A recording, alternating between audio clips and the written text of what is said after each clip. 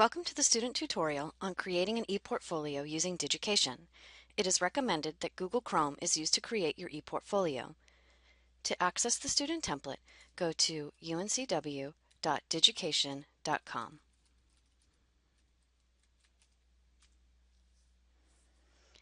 In the right-hand corner of the Digication page, you will see a Login button. Click on this and you will be taken to UNCW's login screen. Simply enter your UNCW username and password and you will be logged into Digication.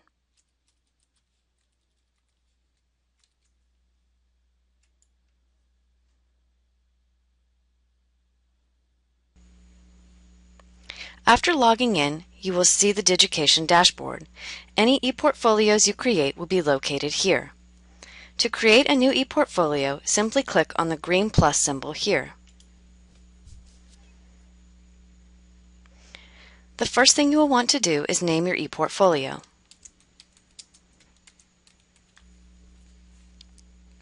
You can also upload an image that will show next to your ePortfolio on the dashboard by uploading an image using this menu.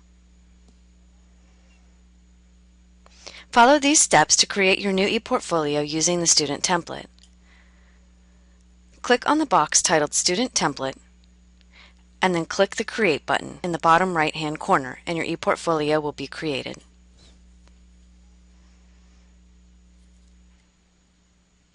Congratulations! You can now begin customizing your ePortfolio. But first, let's walk through all of the visible icons on your landing page. In the upper left-hand corner, you will notice an orange D for Digication. After clicking on the D, you will notice a variety of navigational icons appear. These icons include such things as your dashboard, your calendar, and so forth.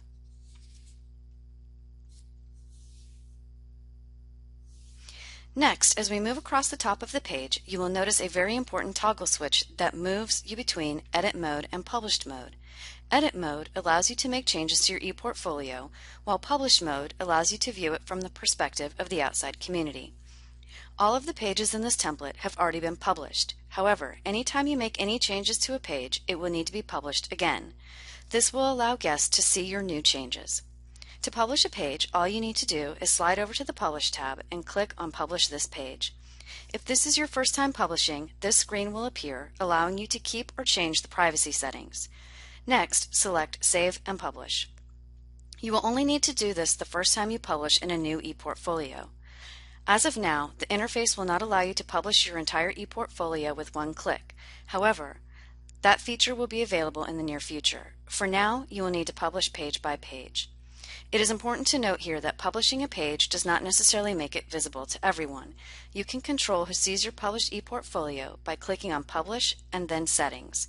Here you are able to change the name of your ePortfolio and control who can see it. Notice the three horizontal lines at the right-hand side of your screen.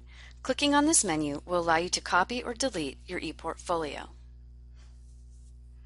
Please note that this completely and permanently erases your entire ePortfolio, so only use this option if you want to begin from scratch. That covers all the basic settings options available to you.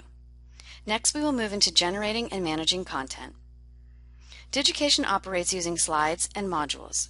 Slides are separate spaces in which you can put multiple types of content. Each of the pre-populated tabs on your template are slides. Also, if you are just starting out on your ePortfolio, you should avoid creating new slides since you can add an indefinite number of content modules such as text, images, files, documents, and so forth to your existing slides. There really isn't any reason to add any new ones. On this student template, you can see that the background slides have been created for you. For example, on the home page, the background slide contains a photo of the UNCW Seahawk. There are also pre-populated rich text modules on each page that contain prompts for what you may want to include on each page. To edit the entire slide, simply click on the Settings icon towards the upper right-hand corner. This will allow you to change the image or replace the image with a solid color background. Of course, you have the option to delete your background slide entirely and build one from scratch. To edit the rich text module within the slide, simply click anywhere around the text and an options bar will appear. The pencil icon will allow you to make text edits. Not only can you type your own paragraphs here, but you can also change the style of individual words and phrases by highlighting the text you want to edit.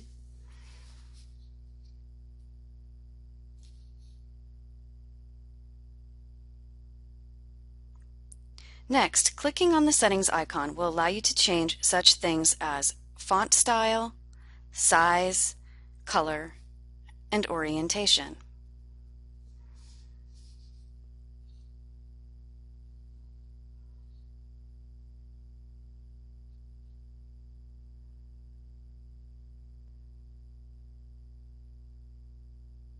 The next icon allows you to reposition the entire module within this slide. Click and hold this icon and drag it to your desired position. Lastly, you have the option to delete this module entirely. You can also add content to this or any slide by clicking on the plus icon in the bottom right-hand corner. This opens up a page with a variety of different content types. For now, it would be best to just focus on the options listed at the top. As you become more familiar with the interface, you can experiment with some of the other content options. However, please note that not all of these options are available yet, so don't be surprised if you click on one of them and get an alert message. With each new content you add, each of the settings options functions the same way. If you would like to edit the slide with your page tabs, click in its general vicinity, making sure you aren't clicking directly on one of your tabs. This will bring up the Options menu bar. Clicking on the pencil icon will allow you to change the title and organization of your tabs. You can change the names of the pre-existing tabs, you can reorganize your tabs, or you can add or delete tabs. You can also use this space to create subpages. Place your desired subpage directly underneath the main Page tab and then slide it slightly to the right. For example, you can have your About Me page be a subpage to your home page.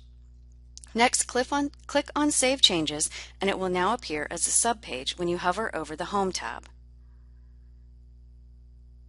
Remember, once you make changes to each of your pages, you will need to click on the Publish This page for these pages to become visible to an outside community. Lastly, to change the size of any of your slides or modules, navigate to the bottom right-hand corner of that slide where you will see a tiny corner icon. Click and hold this icon to expand or condense the size. Please note that the size of the image or module can change very quickly, displacing other items on your page. Also, modules will only be as big as the content that is displayed. In other words, you cannot just drag to make a bigger box. The way to work around this is to add another module below. Once you have the box at the size you would like, you can then delete the module that was last added. This covers all the basic instructions for setting up your first ePortfolio. Now that you have created your ePortfolio, let's discuss each page on the student template. For now, let's keep these page tabs, but feel free to change or add new ones later. Clicking on these tabs will take you to a different page on your ePortfolio. Please note that this slide with the page tabs is present on every page of your ePortfolio. The first page that guests see when they visit your ePortfolio is the home page. Your home page should be a short introduction of yourself. You may want to include an image of yourself and can include educational goals and aspirations. Remember, this is not a social platform, so anything you include should be professional.